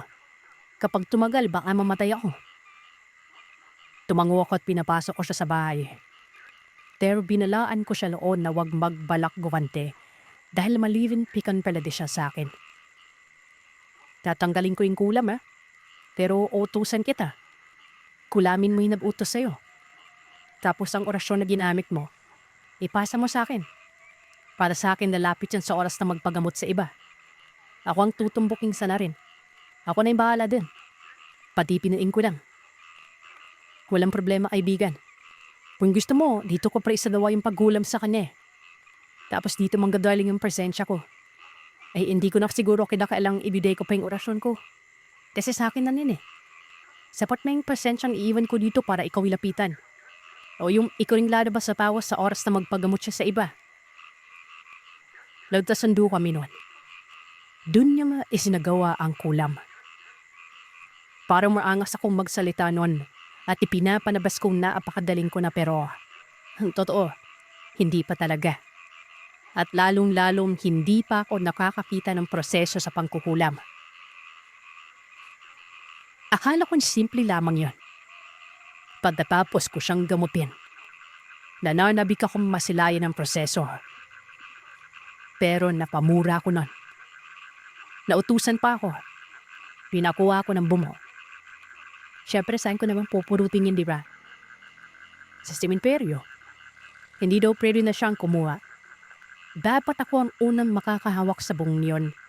Dahil nga ako daw ang magiging kaukulang salarin sa oras na matapos ang ulam na yon. Anong gagawin ko? Di sumunod na lamang ako sa hinayupa. Nagdala ako ng sako. Maliit na sako. At kahit biring-biri ako, tinuis ko na lamang ito. Pasintabi po, napag-utusan lamang po ako ha. Iisa sa uli ko naman ito pagkatapos eh. Huwag lang po kayong demano sa amin. Kinausap ko pa rin buwunan. Napapailing na lamang ako ng mga sandaling yon. Nagmukha akong magnanakaw ng kalansay. Baka kasi hindi no kontente itong mangkukulam kaya nagdala na rin ako ng ilang mga buto. Bidala ko pati ang pangadalawang bintinon. Nagdadabog pa ako ng makaraping sa bahay. Lalo na nung makita ko mangkukulam na magtipimpla ng kape at feel at tumpang hayop. Inarok pa ako na ng kape. Hilao pa namang ninipian yan. Sabi-sabing, ayos lang yun, pero dapat pa na kinuluyan na kita, no? Laapakahasan ng tong pinapagawa mo. Ano bang gagawin mo dito sa bugo? Wala akong gagawin dyan. Ikaw may gagawin. Pitilitan mo lang nung kambida tapos ako nang bahala mag-usal. Pakirapag yun sa papag. Sagip na, para pabor na pabor. May paduro-duro pa itong mangkukulam na ito na parang armo. Yung expression ko doon kung sa Bisaya pa. Hilasa sa gyapay. Pero wala akong magawa kung hindi ang stand nito. Ako din naman ang may kasalanan at hindi ko siya masisisi nun. Matapos noon ay kumuha kaagad ako ng kandila para tapos na kaagad. Hinga lang, itin na kandila ang hinahanap. Saan naman ako makakakuha nun? Ayon sa kanya ay bumili daw ako sa sementeryo. Sa mga nagtitinda lamang ng kandila doon, mabibili yung iting na kandilang ito. Bad trip ako nun. Kung sinabi ka sa akin na sa sementeryo palang kandila makukuha ay dapat isa na lakad lang ako nun, di ba? Kala may malapit pa.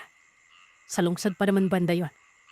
Sa mismong sementeryo ng Rojas, kung saan may mga inilibing na Bito Aswal. Bumalik ulit ako noon pero bago ako umalis ay sinigurado ko muna kung may ipag-uutas pa ba ito. Ayon naman sa kanya ay lang ang kinakailang sangkap. Ipinakita ko sa kanya ang kamao ko dahil kapag ipinag-utas pa ito, sisuntukin ko na talaga. Tama ang mangkukulam. Nasa bandang sementeryo lang mabibili ang kandila. Medyo may kamahanan ito. 10 beses ang presyo kumpara sa karaniwang kandila noon. Nakapagtataka pero agad pumasok sa isip ko na sideline ito ng mga nagtitinda. Dahil sementeryo talaga ang dauman ng mamang ulam. Kaya hindi din maipagkakaila na ang mga mangkukulam na ito ay doon binbibili ng ipin na kandila. Para bang sinabi na rin na pati ang nagtitinda. May masamang kaluluwa. Hindi naman sa nila lahat. Kaplayan ay maraming beses ako nagtanong kung saan banda makakabili. Kasi mga hindi rin naman nag-iisang nagtitinda doon. Pero may biglang lumapit sa akin nun. Pasikreto pa ito na ani may tender ng pinababawal na gamot. Yung lumapit din yun na nag-abot sa akin ng kanbida. Makakabili ka nito na parang nasa black market. Parang nakabili ka ng hindi pangkaraniwang gamit sa mga bihirang tao at lugar. Nang makarating ako sa bahay, naabutan ko na ang nanay at tatay ko. Parang hindi sila nagtataka nun. Laroroon pa ang mangkukulam at nakalatag pa sa saydampo mo. Pero nagpapilanlan na pala sila sa isa't isa. Inamin nitong mangkukulam na pangalanan na lamang natin June na siya nga ang mangkukulam. Inutusan ko daw siya na kulamin yung kabit nun. Ako pa daw yung umutos. Parang ako pala yung lumalabas na inuutusan eh. Asiwan-asiwa ang katawan ko sa katotohanan nun dahil dapat kasi dalip itong mga magulang ko dito kay June eh. Pero naabutan ko itong maayos ang pakikipagturing ng mga magulang ko. Tala mo'y hindi kampo ng pilimang bisita. Parang bakasyonista pa ito ay pinadhanda talaga ng tapay na makakain. Sa bagay, kapag pilingnan mo naman talaga ang mukha nito ni June, mabait naman. Amil, mabuti sigurong pag-aralan mo din yung proseso niya. Nang mas lumawak naman yung kaalaman mo. Mabait na bata naman pala ito. Pero ibang panig lang yung karunungan. Anong mabait yan, tay? Sana nga, pinunuyan ko na lang eh. O ito ming kandida, iturok mo sa noo mo. Sandali, hindi ko pwedeng mahawakan yan. Ikaw yung pitirit dyan. Din ko naalala mga ako pala. Sana pala ako na nang kumulong noon. Ginawa ko na nga yun. Sina nanay at tatay ay lumabas ng bahay. Ito na rin ay dahil sa sinabi ni June. Dapat ay kami lamang daw umano dalawa sa loob doon. Hindi ko makakalimutang takalibog pa lamang ng araw. Hindi pinabuksan ni June ang mga ilaw. Ipinasara niya ang pintuan at bintala. Napakabidim sa loob ng bahay. Maliban na lamang noong sinbihan ko ng kandila. Hindi ko alam na nagsisimula na pala siyang mag-usal nun. Magkakaharap lamang kaming dalawa na parang baliw na nakaupo na parang Buddha. Ang kagal niyang natapos sa pag-uusal. Hanggang sa may kinuha siya sa kalimboysa. Barya yon. Nagtanong ako sa kanya kung para saan ang barya. Sabi naman sa akin ni June, galing umano yun sa kabit. Even daw sa mga mangkukulam, kapag napag-utusang kumulam ng isang tao, ay naninigurado din. Kumukuha din sila ng bagay na galing sa nagpakulam. Alam nilang may balik ang lahat ng ginagawa nila, lalo na kapag mabuting tao ang kinukulam nila. Kaya paparusahan umano nila ang nagpapaulam nun.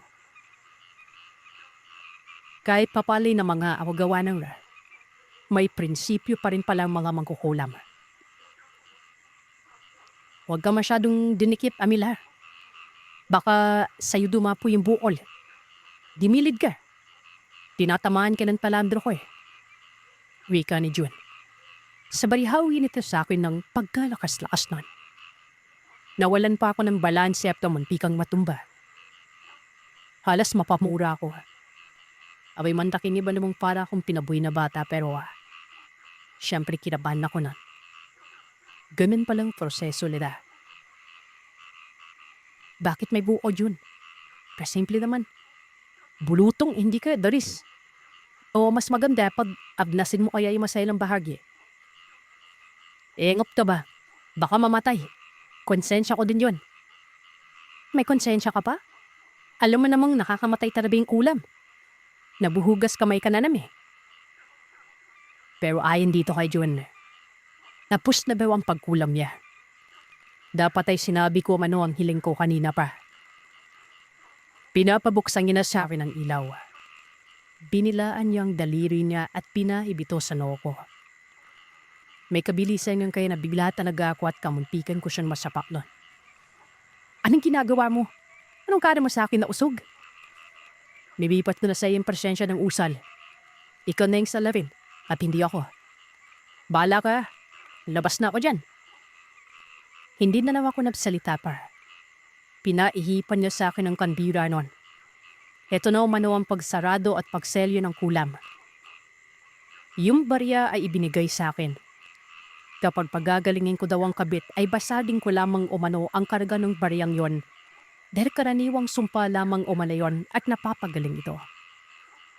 Alam ko naman daw ang pamamarang pambasag dahil manggagamit ako.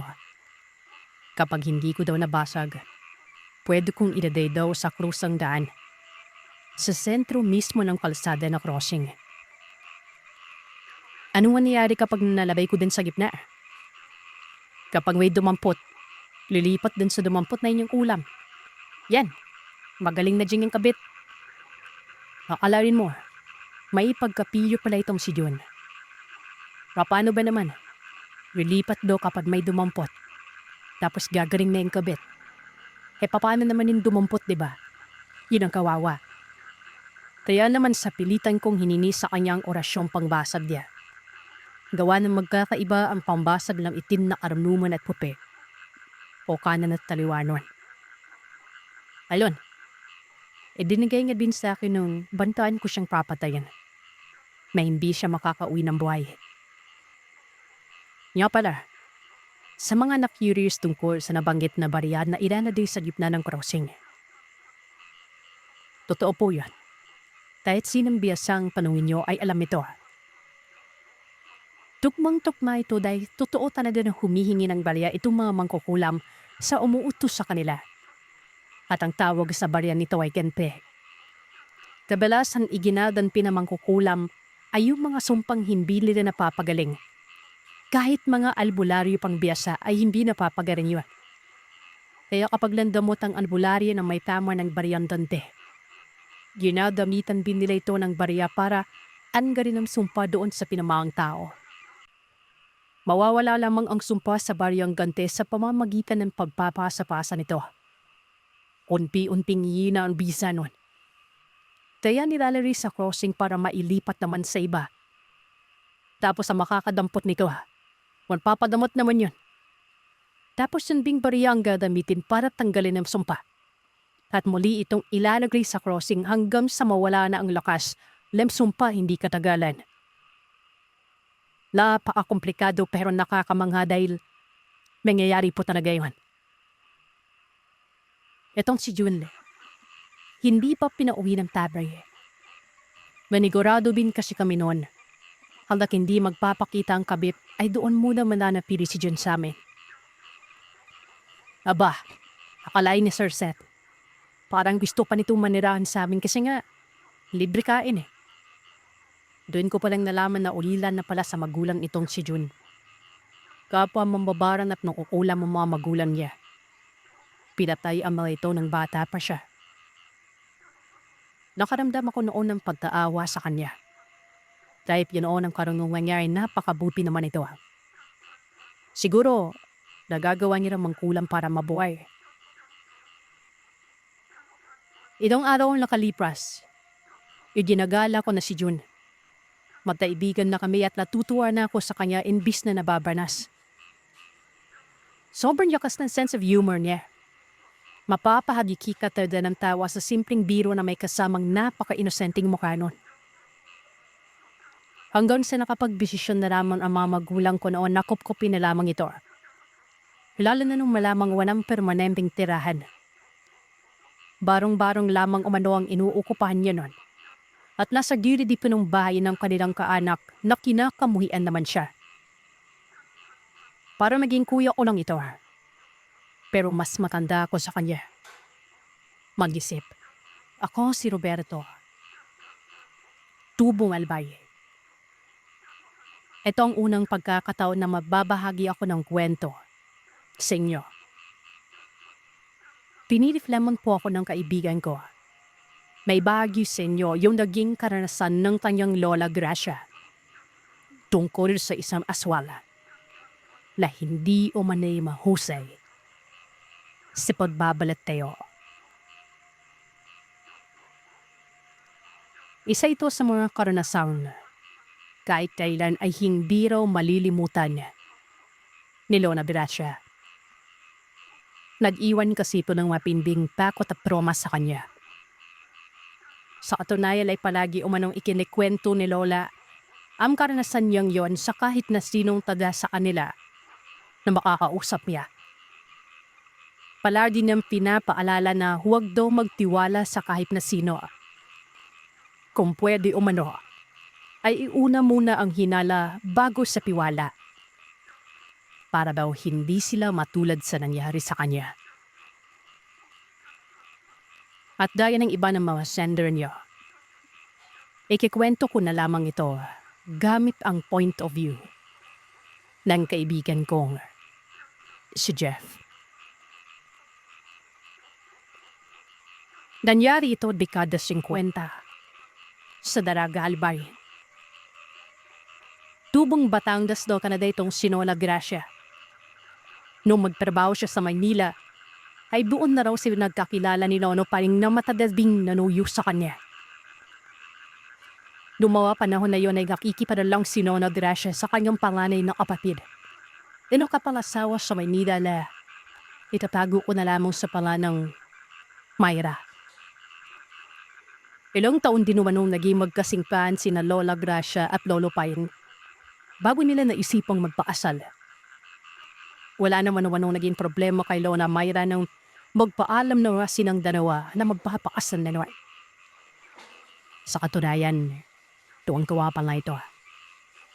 Botong-boto kasi ito kay Lolo Pine gawa ng masipag ito at maraming alam na trabaho. Now pala Sir Seth, noong mga panahon yon ay ulida na po sina Lola Gracia. Halos magkasabayan lamang umano kasing pumanaw ang mga magulang nila. Kaya naman si Lola Myra na lamang ang tumayong magulang sa kanila magkakapatid. Nung nakuha na nila ang basbas ni Lola Myra, nagdahin umano sina pauwi sa probinsya ni Lola Paring. Napito ngayon sa Daraga Albay. Dito ro kasi gaganapin ang kanilang kasalan noon. Doon ng malayo yun at may kamahalan ng pamasahe, ay walang isa man sa side ni Lola Gracia ang nakasama para saksiyan ng kasal. Maging si Lola Myra, hindi nakapunta. Babi na naiintindihan naman ni Lola Gracia at Lolo Pine. Ilang araw pa lamang umano naroroon si Lola. Ay kung ano-anong balita na ang naririnig niya tungkol sa mga aswang na nambibiktima. Dungunar hindi na yon pinaniniwalaan pero sumapit ang mismong araw ng kasal niya. Ay doon niya mismo nasaksiyan ang isa sa mga uri ng aswang na labis niyang kinatakutan. Yung mismong gabi ng araw ng asal nila, may kakaibang nangyari. Nagsasayawan na umano sila noon. Sa probinsya kasi namin, kapag may ikinasal, magkakaroon ng sayawan at sabitan ng pera pagsapit ng gabi. Nung saktong nagsasayaw na raw sila, ay bigyan na lamang umalinasaw sa buong paligid ang napakabahong amoy. Yung amoy raw ay magkahalong panghe at lamsa.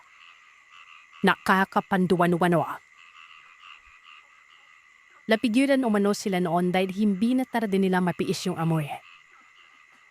Maya-maya ay nabisigawan na yung mga bisipa na nakapwesto sa madilim na bahagi ng lugar. Doon sa hindi na naaabutan ilaw. Lang tumingin daw si Lola Gracia sa gawin niya. Nagsitaasan umano ang mga balahibo niya nang makita ang isang babaeng itim na ipim ang kulay ng balat. Namumula ang mga mata. May dalawang matutulis na pangil at dalawang malalapad na pakpak. Ang higit na katakot-takot ay kalahati lamang umano ang katawan doon. Napasigaw si Lola Gracia nang nakita yan. Marami rin nang nakakita kaya naman hilabol nila ang nilalang na ito. Kitang-kita pa ni Lola kung paano ito lumipad papalayo. Doon man niya napatunayan na totoo pala ang mga ganitong uri ng nilalang. Ilang buong matapos ang kasal nila ay nabuntis si Donna Gracia. Simula pa lamang umano ng unang buwang pagbubuntis niya, ay hindi na siya naglalabas sa bahay gawa ng natatakot umano siya na baka maamoy ng mga aswang yung sanggol sa kanyang sinapupunan. Sa bawat buwan na lumilipas, mas lalo pang nadaragdagan ng kanyang takot gawa ng marami siyang nababalita ang mga buntis na biktima ng mga aswang. Isang gabi, nagising umano sila ni Lolo dahil may narinig sila mawapagaspas ng pakpak na parang malapit na malapit lang sa kanila. Dumawa panahon yun ay mga 7 buwan na umano ang tiyan ni Lola Gracia. Dahil na lamang ang takot nila nang makitang gumadalaw yung bintana na pila ba puwersahan itong binubuksan. May naririnig din silang umaangil mula sa labas nun. Tumigil lamang umano yon na nilagyan ni Lolo ng maraming asin, abo at bawang ang bawat gilid ng bintalan yon. Umuha rin ng matulis na buhos si Lolo at nagmadali itong lumabas. Ilang beses pa na siyang napamura nung makita ang isang tikpik na nakadikit sa kanilang dingding na malapit sa may bintana. Silaksak umano na ito gamit ang hawak niyang buho, pero mabilis itong nakailag. Matapos yun ay mabilis na itong nakalayo kung saan tumalon-talon pa ito sa sanga ng mga puno hanggang sa tuluyan na ito maglaho sa bilyum. Kinabukasan ay nadisin sila sa sunod-sunod na mga katong. Nang buksan nila ang pinto ay laking gulat nila nang tumambad sa kanilang harapan ang kanyang ate Myra. Nakanipi ito habang nakapinin sa tiyan ni Lola Gracia. Laking tuwa umano nilang mag-asawa ng makita ito. Hindi nila inaasahan na makakadalaw ito sa probinsya gayong hirap na hirap nitong kumita ng pera sa Manila. Hindi rin nila alam kung paano nito natuntuan ang eksaktong bahay nila gayong. Hindi naman nila nabanggit dito ang eksaktong address ng tinipirahan nila. Maigpit na yakap ang sinalubong nito sa kanya. Bagay na ikinagulat ni Lola Gracia. Dahil simulat sa Paul ay hindi pa umano siya niyakap ng danalang kanyang kapatid. Hindi raw kasi malambing na pao ang kanyang ate Myra. At malong hindi umano nikaw ugali ng mangyakap. Inisip na lamang umano ni Lola na baka lamislam siya nito. Kaya ito napayakap sa kanya. Simula umano nang dumating nito sa bahay nila, palagi itong nakabuntot kay Lola Gracia. Palagi rin itong hinahawakan ng matambok na tiyan ni Lola nun. Kakaibang kinikilos nito. Maging si Lolo Pain ay nagtataka na gawa ng pati sa pagtulog ay hindi nito tinatantanan si Lola. Sa katunayan, simula ng mabakasyon nito sa kanila ay palagi itong natutulog sa tabi ni Lola. Tapos si Lolo Paing, pili pipong pinatutulog sa kabilang kwarto. Palagi rin umala itong nagtipresimpang magluto ng mga ulam nila sa bahay kung saan ipinaghihiwalay pa nito ni Lola Gracia. Sobrang nanibago umano sila dahil lahat ng mga niluluto nito ay hindi man lamang yan nilalagyan ng asingan. Mataba, kung minsan naman ay hindi pa gaanong luto ang karne. May mga pagkakataon din na malansaw mano ang mga niluluto niya. Kahit pa pangkaraniwang sabaw lamang ito, na para bang may hinahalo siyang kakaiba. Si Lola Myra umano yung totoong maselan sa pagkain. Kaya naman sa ting magluluto ito, ay sidi siguro yung malinis at walang lansa. Masarap binuwan na ito magluto dahil ilang beses din itong nagtrabaho sa mga karinderya at mga antir. Kaya naman sobrang nakakapanibago. Si Lolo Pain ay nagdududa na umano noon pero ito si Lola Gracia ay pilit pa rin iniintindi ang mga nakikipang niyang pagbabago rito. Isang gabi, nagising naman si Lola Brasha dahil naramdaman niya na may kumihimas sa kanyang tiyan.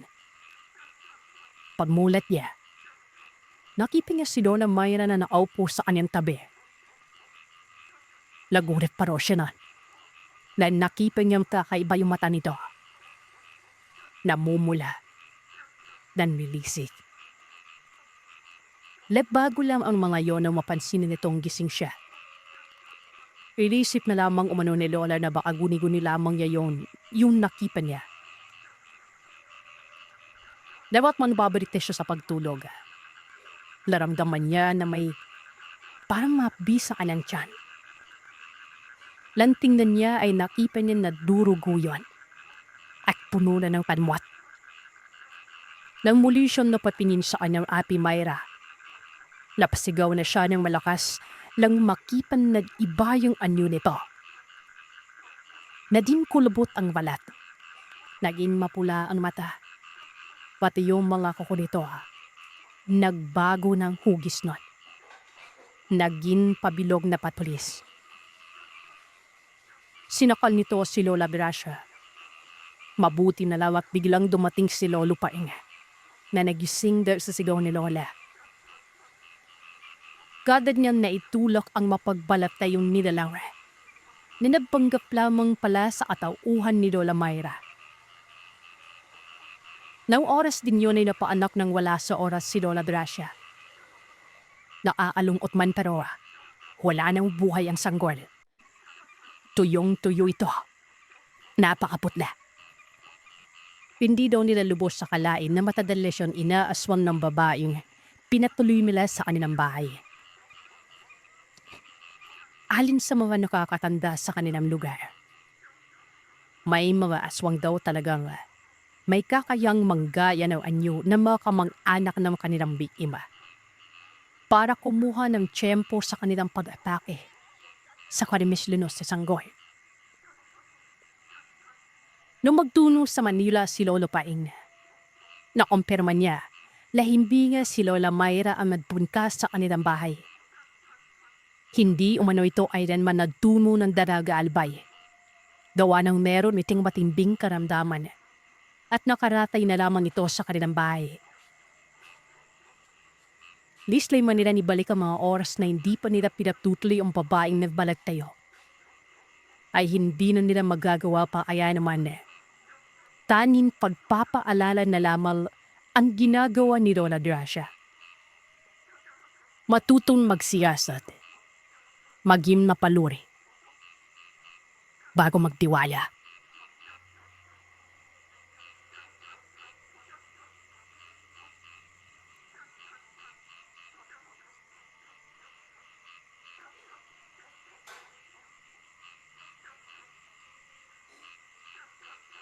Magandang araw, Sir Seth. Tawagin niyo na naman ako sa pangalang Albert. At ang kwentong ibabahagi ko sa inyo ay nangyari sa bayan ng aking Lola Sabel, Saplan. Baliw aking lola ay pinag-uusapang mangkukulam sa aming bayan. Sa itsura niya pa lang, talagang may patutunguhan ng takot na ladarama ng mga tao kaya naman iniiwasan si Lola Sabel sa aming lugar. Dahil hindi nila alam, marami na naulam si Lola. Dahil mga taong nagpupunta sa aming bahay para ikontrata siya sa isang misyon. Yun ay ang pahirapan ng isang tao. Dumuna, nasusuplam ako sa napapabalitang kakayahan na meron ng ating abuela. Maski ako, kinukutya na rin kasi nun. Gustuin ko mong magreklamo ay hindi ko magawa. Hintatakot ako na baka isipin ni Lona na ikinahiya ko mga bagay tungkol sa aming pamilya. Maliban kasi sa pagiging isang ang kilalang mangkukulam, ay nakadisnan ko na rin ang pagkakaroon niya ng alagang mga tuta. Ito ang mga klase ng nilalang na ayon sa mga nakakatanda ay alaga umano ng mga aswang. At siya nagbabantay sa bawat sulok ng lugar para maganap ng kanilang mabibiktima.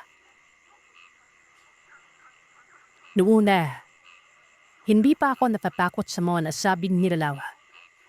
Kasi hindi ko naman sila napikita nun. At naiisip na buma lamang ito ng malikot kong imahinasyon.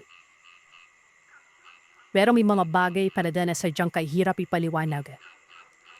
Lalo na kapag madalas kong makita si Lola na nakaabang sa labas ng bahay at hindi gumagalaw.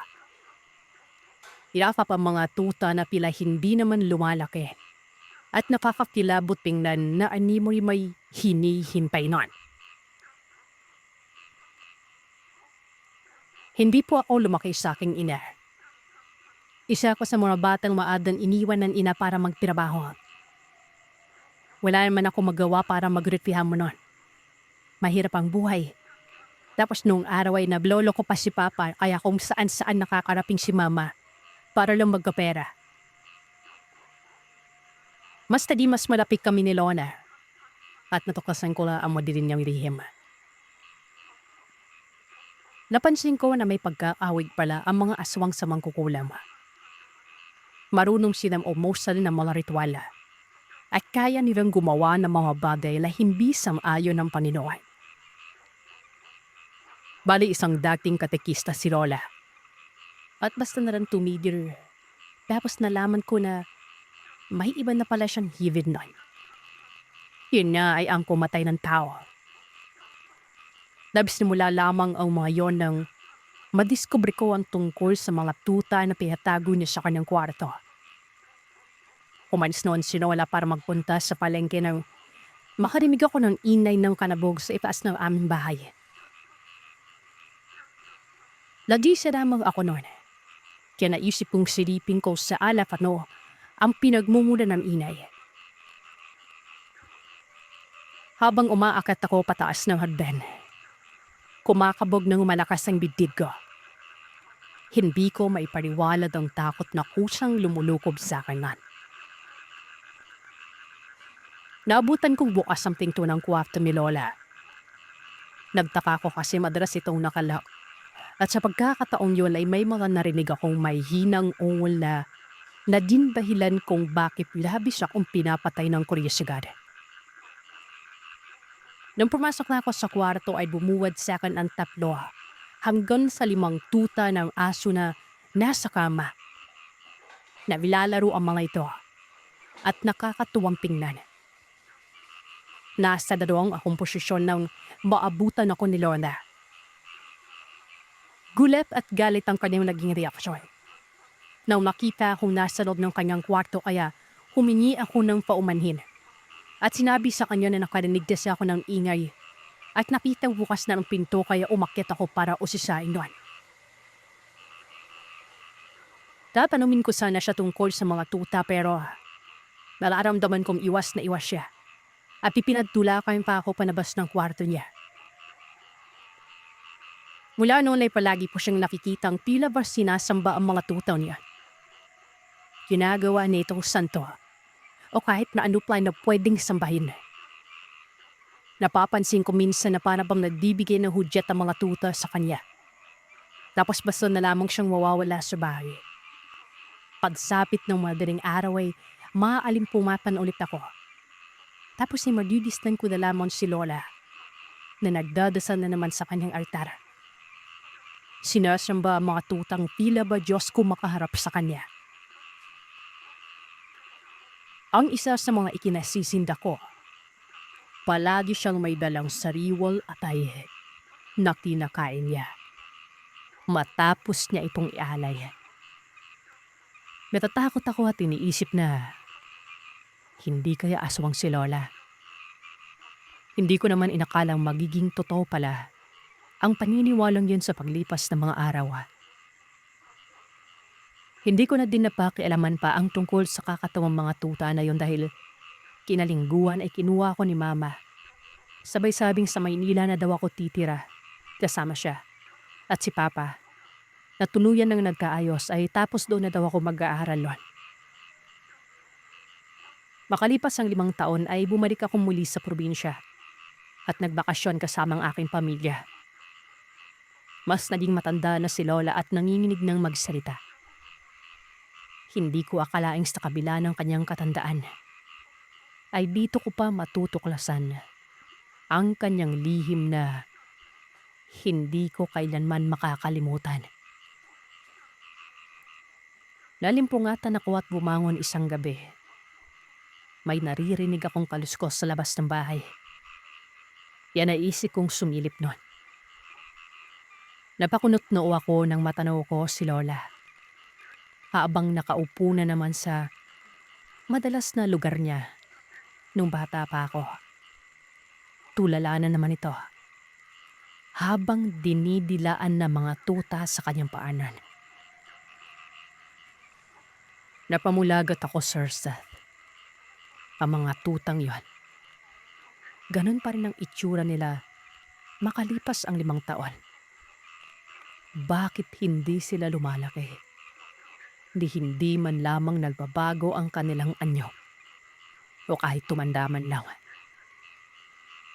Dahil sa labis kong pangingilabot, naisip kong bumaba at mas lapitan pa si Lola nang hindi niya napapansin. Nang makababa ay nauulinagan ko ang kanyang mga iniusal na labis na nakapagpakaba sa akin. Pakiusap. Huwag ang apo ko. Ayokong kainin ang apo ko. Humanap na tayo ng ibang biktima. Huwag lang ang apo ko. Tila binabangungot niyang wika kaya naglakas loob akong lumapit at hinawakan siya sa balikat man.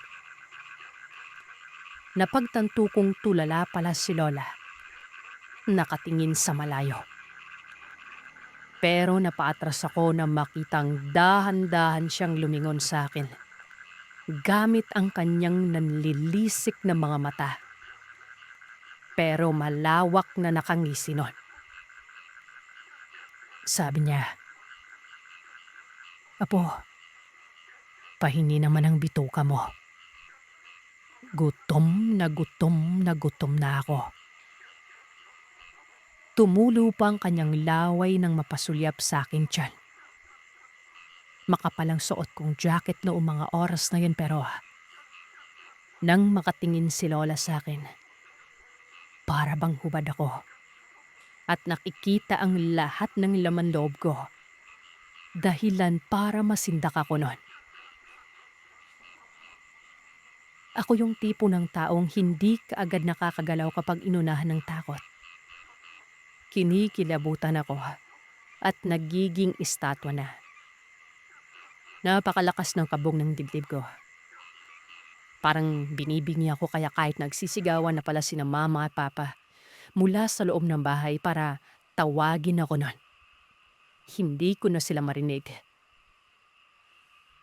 Nagawa ko lang kumurap-kurap nang may humila sa akin palayo ka Lola. At nang mapatitig ako sa gumawa nun, nakahinga ako ng maluwag. Si Papa. Pagpasok namin sa bahay ay tinanong ko kaagad si Mama kung ano ba ang nangyayari kay Lola. Dati ko nang napapansin sa kanya ang mga weirdong bagay na yon pero ngayong malaki na ako ay kailangan ko na ng kasagutan. Nagkatinginan sina Mama at Papa saka ipinagtapat na si Lola ay isang mangkukulam na nagpatuloy sa pagiging aswang. Dahil sa utos sa kanya ng mga tuta na nagsisilbing amo niya. Napatingin ako sa kanila. Si Lola daw ay isang tiyuan. Nakita na mismo ni Mama kung paano nagbagong anyo si Lola. Na wala man umanong pakpak, ay naging baboy naman. Sumisigok-sigok na para bang naghihintay na may mabiktima. Ito ang dahilan kung bakit muntika na silang magkahiwalay ni Papa. Dahil minsan na umanong dinaluhong ni Lola ang aking ama. Rason na lamang umano ang paglolo ko ni Papa para wag na akong masyadong maraming tanong. Sabi ni Mama, matanda na umano si Lola kaya siguro madali nang nakuha ng mga masamang elemento kagaya ng mga tutang yon ang isipan niya. Hindi na kasi siya gaanong napapakalma at mukhang kontrolado na siya ng kanyang kasamaan. Minanduan ako ni Mama na magkulong sa kwarto pagkatapos nun. Natakot na akong lumapit pa kay Lola. Para kasing hindi na siya normal na tao kung magsalita at kumilos nun. Tapos may mga araw naman na magiging matino siya kausap. Nang kailanganin na naming bumalik na Maynila, naging maayos naman si Lola. Do minsan, tumatawag sa amin ang kapitbahay na sinusumbong ang nakikita nilang kababalagan tungkol kay Lola. Kaya siya nakaupo dito sa ganung parte o lugar pa rin. At hinahaplos ang kanyang alagang tuta na hindi naman lumalaki-laki. Nahinto lang kami sa pagiging panatag ng mabalitaan namin isang araw na naglayas si Lola sa sarili niyang bahay. Natagpuan siya ng mga tan sa isang tambak ng basurahan kung saan nakayupyop katabi ang patay na manok na mukhang hindi nakaligtas sa kanyang presensya. Umugong ulit ang usap-usapang isang nakakatakot na nilalang si Lola dahil sa natuklasan ng mga tao. Ipinatawag sina Mama at Papa ng alkalde at kinausap tungkol sa kondisyon ni Lola. Gusto naming ipaliwanag na may kababalagang nananahan sa likod ng pagkatao niya. Pero ayaw maniwala ng mga doktor.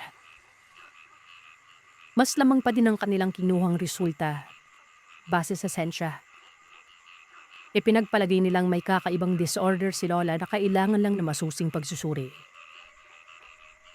Makailang beses naming iniuwi si Lola sa bahay pero kapag umaatake ang sinasabing sakit niya, naglalayas siya at tatatagpuan na naman namin sa magkaibang lugar. Katabi ang mga hayop na hindi nakaligtas sa kanyang pangil. Sa totoo lang, mas maniniwala ako sa katotohanan ng isang aswang si Lola. Wala namang matinong taong may takot sa Panginoon ang gagawa nun. Isa pa, madalas ko ding maringgan sina Mama at Papa na nagdidiskusyon tungkol sa pag-decline ni Mama sa mga pamanang ibibigay sa kanya ni Lola nun. Bilang nag-iisang anak, kailangan umano niyang tiisin na huwag saluhin ang kakayahan nito.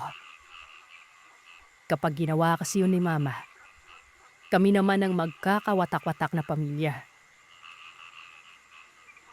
Isang araw, naabutan ko na namang nakaupo doon si Lola sa lugar kung saan siya dating nakapwesto, sa may labas. Alam kong sa pagkakataong ito ay maayos ko siyang makakausap. Nakikita ko sa kanya mukha na panatag siya. Kinausap ko si Lola. Kinamusta.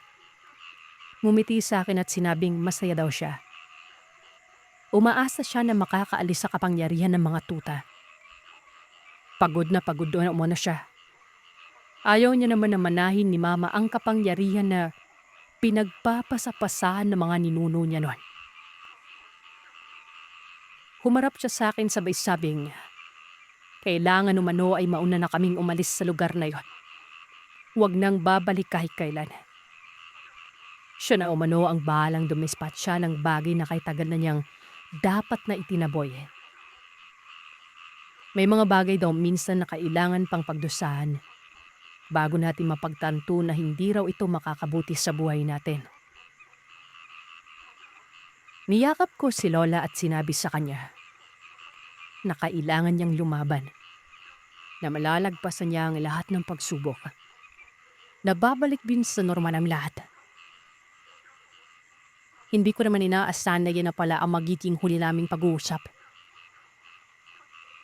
Kinadabihan, maingay ang mga aso. Kanya-kanya sa padalilong at halos hindi na matahimik pa. Kinabahan ako at bumawan. Sungilip sa bintana. Lang marinig ang mga aluskos at natanaw si Lola sa pwesto kung saan madalas ko siyang makitang nakaupo. Malayo na naman ang kanyang mga tingin. Sa kanyang kanduman, nakapwesto ang mga tuta. Habang tumatagal, hindi na tuta ang tingin ko sa kanila, kundi mga nilalaw na. na may mga suway. Binibilaan nila ang kamay at mga braso ni Lola. Sa bawat paglandas ng kanilang bila ay nagbabago ang balat niya.